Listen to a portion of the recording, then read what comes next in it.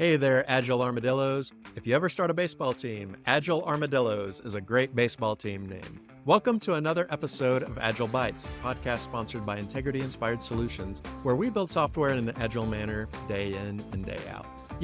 Recently on the podcast, we've had some episodes that revolve heavily around the theory of constraints. It's a very useful and important tool as you are thinking about just production in general, and especially knowledge work. Theory of constraints is great because it's a whole lot more than just the constraint. It's a whole way of thinking about production and value and flow throughout the organization, morale, all kinds of things. We've had a few episodes about it. In the theory of constraints, we sometimes talk about the 5 focusing steps. In other words, how do we make sure that we have identified our constraint and that we are managing effectively, leveraging that constraint? So we had a previous episode on how to identify your constraint. We had a previous episode on how to optimize your constraint. Those are the first 2 of the 5 focusing steps. Today, we're going to talk about the third one. It's the step that everyone hates, and that is subordinate to the constraint. Subordinate the rest of the system to your constraint. Now, just because you might not have heard some of the other relevant episodes, just for clarity, when I talk about the constraint in your system, I am talking about the step or the part of your process where things move through the slowest. It's the thing that sort of de facto controls your entire pace. It doesn't mean that the people are slow. It doesn't mean that they're not working hard. A lot of times the constraint is the constraint because there are fewer people, or it demands a very particular skill set, or it's very expensive to do what those people do, or the nature of the work is very, very complex at that particular stage. So just because a person or a group is the constraint, it doesn't mean they're doing a bad job, and it doesn't mean they're not fast or professional. There's all kinds of reasons that the constraint is the constraint, but it's the point at which the throughput tends to be the lowest. It doesn't necessarily mean that's where things take the longest, but it does mean that the throughput tends to be the lowest. Okay, things move through that stage at a rate that is lower than things earlier or things that might come after it. So we're going to talk about subordinating all the other stages, all the other steps to the part that's the constraint. We don't really like this step for a number of reasons. One, I think, is maybe the name. We don't like to talk about subordination. It sounds like we are putting people under other people, or we are saying that some people are more important than others, or more kinds of work are important than others. And we don't like that. And we don't like this concept of subordinating ourselves or other people. It's like Milton wrote, better to reign in hell than serve in heaven, as Satan said in Paradise Lost. We don't like that idea of being put under someone else. But when we're talking about agile workflows, we subordinate things all the time. We might not call it that, but we do. One very common example is we prioritize, right? We understand that our teams can't build everything all at once. So we look at our user stories or features or whatever your work items are, and we decide we need to attack the highest priority items first. And when we make that decision, we are implicitly deprioritizing other things that people want, things that they may want really badly. Now, does that mean those people aren't important? Does it mean their needs are not important?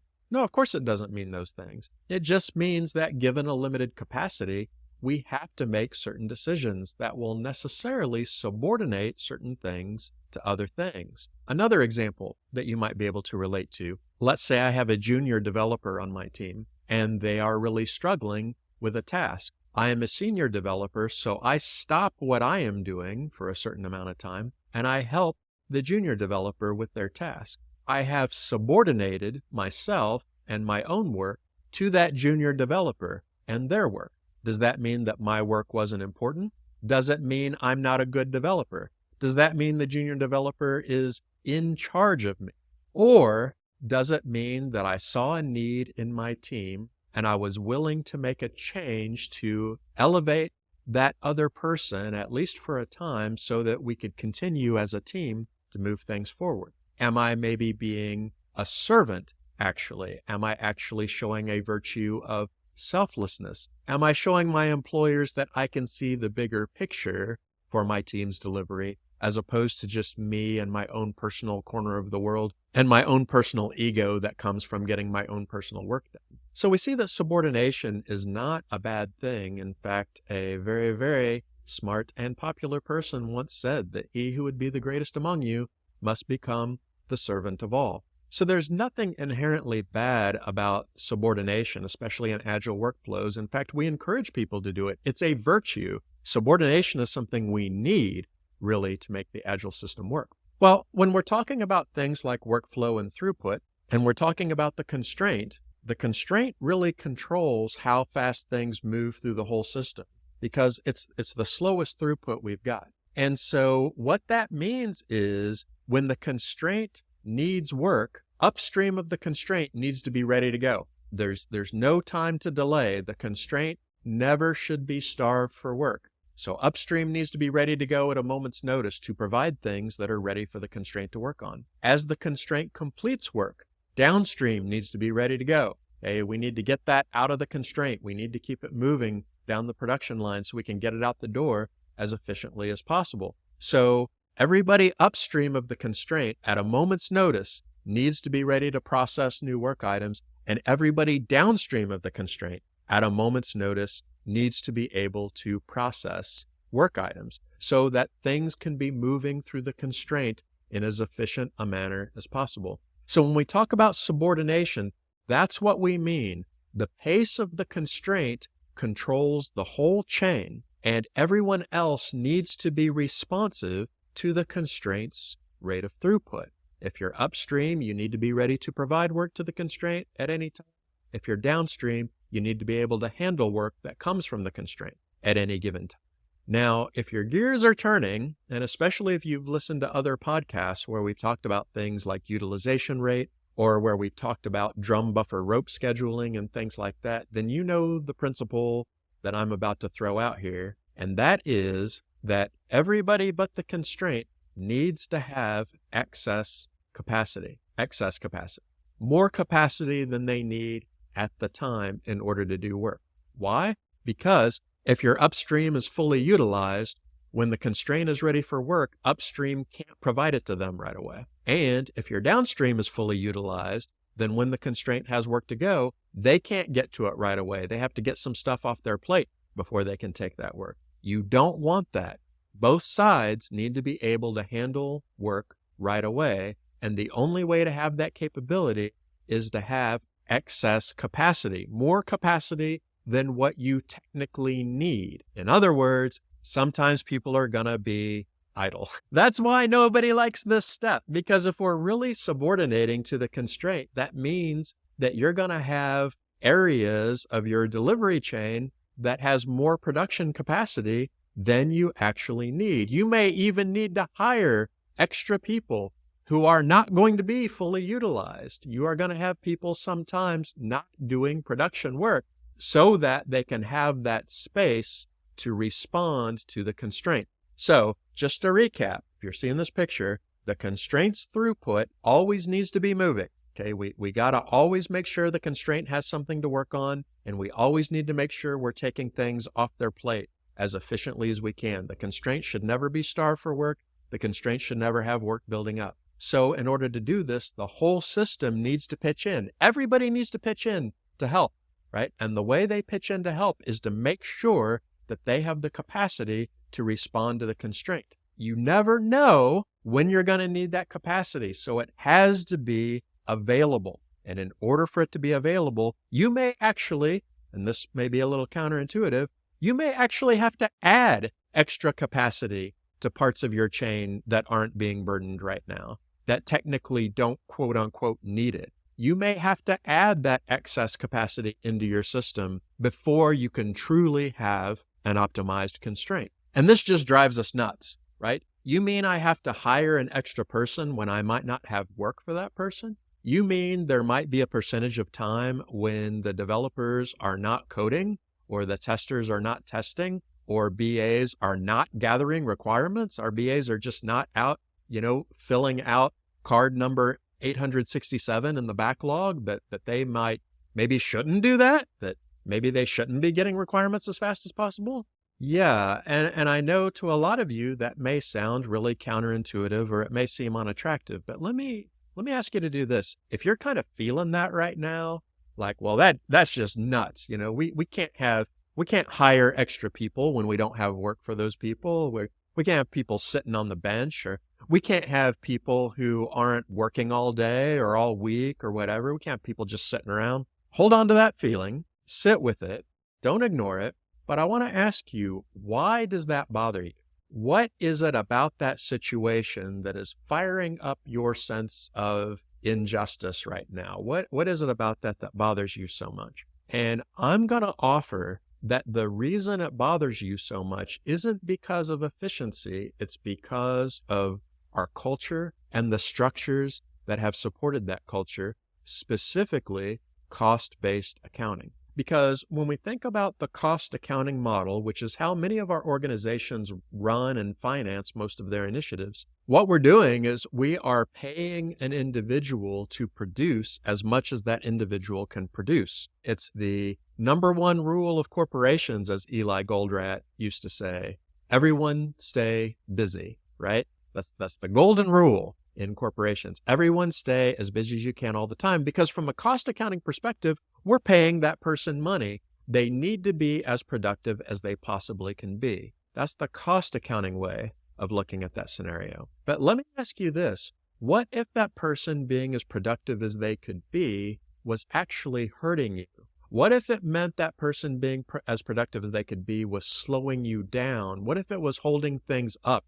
What if it was causing you quality problems? What if it was causing you to invest money in things that nobody wanted? What if it meant that your whole project might actually be completely invalid despite the millions of dollars you spent on it, simply because you had people speccing out things that nobody actually wanted, that your team could not actually deliver or ensure quality the way they needed to ensure it? What if individuals being as productive as they could be was actually a recipe for disaster? What if it actually meant that your legacy was that you pushed this $2 million project that ended up being a fiasco in terms of delivery time, total cost, and the end result of the product in terms of quality, or even if people wanted it to begin with?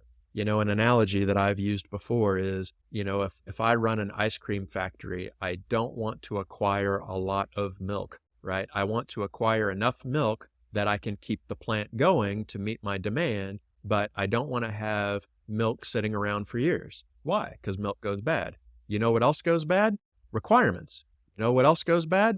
The things you think the market wants today, because it's not going to be what they want 3 months from now. Or the way your business operates, or the regulations that your business has to deal with. All these factors of time degrade your production, right? So we need to be oriented around producing as efficiently as possible, not individual stockpiling as much as possible, right? And once you've changed your mindset to more of a throughput accounting way of looking at this, we are investing in a system that is delivering value as efficiently as we can. Once that is the way you're looking at it, then that changes the logic of your decisions. If your goal is to make sure that every individual is producing as much as their money's worth, then that's going to lead you down the road to certain decisions. If your goal is, I want my value stream to be producing value as efficiently as possible, that's going to drive different decisions. And one of those decisions is you can't have everybody in the stream at 100% capacity all the time. You just cannot. You have to be responsive to the constraint. That is the most efficient way your value stream is going to produce value. So you have to bite that bullet. You have to get over that counterintuitive mental model. You have to look at it as the flow through your system, not what any specific individual may or may not be doing at a time. Now, having said that, let me soften the blow a little bit for you, because when we say that your non-constraint steps need to have extra capacity, that doesn't necessarily mean those people are just sitting around or playing games on their computer. There's always activities that people can be doing that aren't production activities, things that they can stop at a moment's notice, because even though they might have value and they might have things that need to be done, They are not things that affect the flow of production. Let me give you some examples. Most teams have documentation of some kind or another, and most teams have documentation that is woefully out of date. You could be creating documentation. You could be updating documentation. You could be increasing neglected test coverage that you probably should have had to begin with, but we all know how this works. Sometimes you just don't get there, right? So you could be writing tests. You could be brainstorming innovations for the product. You could be learning things. You could be upskilling. You could be watching tutorial videos on a technology that you know is going to be relevant to later features, or doing proofs of concept that may change the way you decided to build that product, new libraries that might help out, new architectures that might give you a performance or a maintenance benefit. When you have excess capacity, you have capacity to innovate, you have capacity to explore, you have capacity to learn, and you have capacity to kind of clean up those little bits and pieces that have kind of fallen by the wayside because you've had other priorities. Also, I haven't run anyone who has done this, but I think it's kind of a neat idea. You also have the option just to let people take that time and be idle. Boy, what a competitive benefits package that would be, right? Like, hey, we might not be able to pay you the highest salary in town, and, we might not be able to pay for, the most thorough benefits package that we can, but I tell you what, you're only going to be working about 20 to 30 hours a week and still get a full salary. That's pretty awesome, right? I mean, that's going to be attractive in a very competitive job market. So again, I'm not saying you should do that. I'm just saying it's a pretty interesting idea, right? I would be very interested in a team that took that route, right? Like, we need to subordinate the constraint. That means some of you are not going to be doing production activities at all times. And when that happens, read a book, play a game, take a nap, go home, do whatever. I think that could be really interesting, right? But even if you decide to leave that time more open-ended, there's still cool things that your team could be doing with that time. Learning, exploring, growing, doing technical competitions, building little side projects that might be valuable to the company later. Those are all things that you can do with the quote-unquote idle time. Excess capacity does not mean people are doing nothing. And it doesn't mean they are only doing things that are not work-related. It just means they aren't doing things that impact the flow of production. Whatever they're doing, they need to be able to stop immediately and go back to production, because that drumbeat of the constraint means it's time for them to move. So I realize this is controversial. It does kind of depend on some other mental models that we've talked about in other podcasts. So if this is the first podcast you've heard where I've talked about the theory of constraints, a lot of this may sound really counterintuitive. You might want to go back and listen to some of the other podcasts about it. But this is a very, very important step to really having the most efficient value delivery you can have. And I really encourage you to think about it like that. Don't think about it as optimizing every part of the chain. Don't think about it as getting the most out of every individual that you can think of. Think of it as a stream of value, a flow of value. Money's coming in, value is coming out to your organization. What is going to allow that stream to run at its fullest and freest and most unhindered? And a very important step to doing that is subordinating all your non-constraint stages to the constraint. Thanks everyone for listening to Agile Bites. Agile does sometimes bite, but we don't think it always has to. If you enjoyed what you heard today, don't forget to like and subscribe to this podcast on whatever platform you happen to be using. And if you can, leave us a comment, because we'd love to hear your feedback. What things would you like to hear about? What things did you hear that were valuable to you today? You can also head over to integrityinspired.com to sign up to our email list. But that's all for today, folks. We'll see you next time.